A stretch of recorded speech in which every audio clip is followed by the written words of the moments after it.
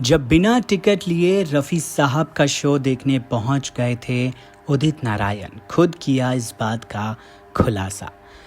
महान फनकार मोहम्मद रफ़ी ने हाल ही में अपनी 100वीं जयंती मनाई थी। सुरों के इस जादूगर के साथ गायक उदित नारायण ने अपनी सुरों की जर्नी हिंदी सिनेमा में शुरू की थी।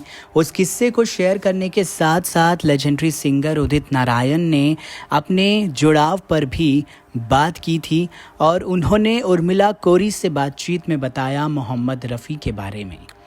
हर भारतीय की तरह मैं भी रेडियो से ही महान फनकार मोहम्मद रफ़ी साहब से जुड़ा हुआ था। उदित नारायण ने कहा, परिवार की आर्थिक स्थिति इतनी अच्छी नहीं थी कि मेरे किसान पिताजी रेडियो ले पाएं। उस वक्त रेडियो भी लग्जरी हुआ करता था।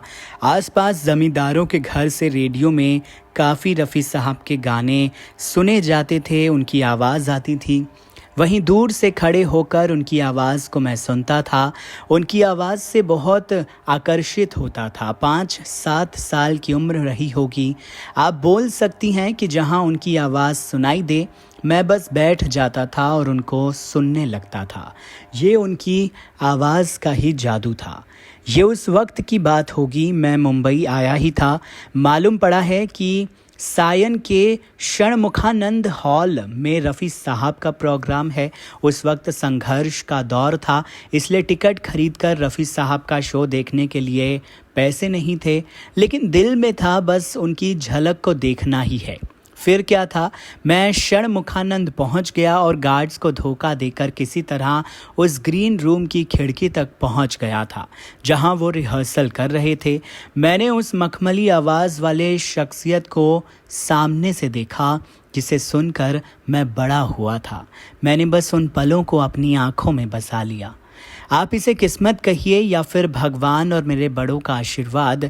जिस आवाज़ को सुनते हुए मैं बड़ा हुआ था, मुझे मेरे प्लेबैक सिंगिंग में पहला मौका भी उन्हीं के ही साथ मिला था। मैं सोचकर देखता हूँ तो लगता है कि भगवान ने क्या कमाल का स्क्रीन प्ले लिखा था। मैं 1979 में मुंबई आ चुका था। उस वक्त के जितने भी संगीतकार थे सभी के घरों के चक्कर काटता था। इन्हीं में से एक अपने राजू भाई यानी राजेश रोशन थे। राजू भाई ने एक दिन कहा कि आते रहो, देखते हैं क्या होता है। शायद उनके मन में आ चुका था कि वो मुझे मौका देंगे। हमेशा की तरह एक दिन मैं उनसे मिलने के लिए गया और उन्होंने कहा कि रफ़ी साहब के साथ गाना गाओगे। मैं बता नहीं सकता कि मैं खुश जितना था, नर्वस भी उतना ही था। पूरे दिन मेरे मन में बहुत कुछ चलता रहा। अगले दिन ताड़देव में रिकॉर्डिंग पर जाने से पहले मैं मंदिर गया, फिर मैं रिकॉर्डिंग पर गया था। रफ़ी साहब सफ़ेद सफारी सूट में थे। उनको देखते हुए मैंने उनके पैरों को छू लिया और बताया कि आज उनके साथ मेरा भी कोरस में गाना है। मैं बहुत ज़्यादा नर्वस हूँ। उस वक्त मैं महज 24 साल का था। उन्होंने हौसला अफजाई करते हुए कहा था कि तुमको देखकर मुझे अपने बचपन की याद आ रही है। मैंने भी कोरस से ही अपनी शुरुआत की थी।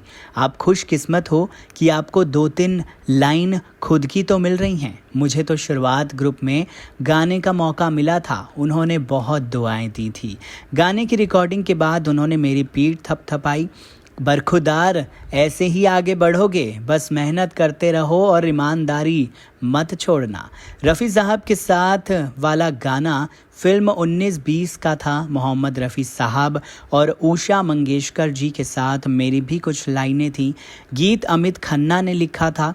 रफ़ी साहब मेरे लिए फरिश्ते की तरह थे। मैं बताना चाहता हूँ कि इस गाने के बाद से ही मुझे लक्ष्मीकांत प्यारेलाल, कल्याण जी, आनंद जी, पंचम दा ने कई 2 लाइनें दी जिस पर गवाना शुरू कर दिया था।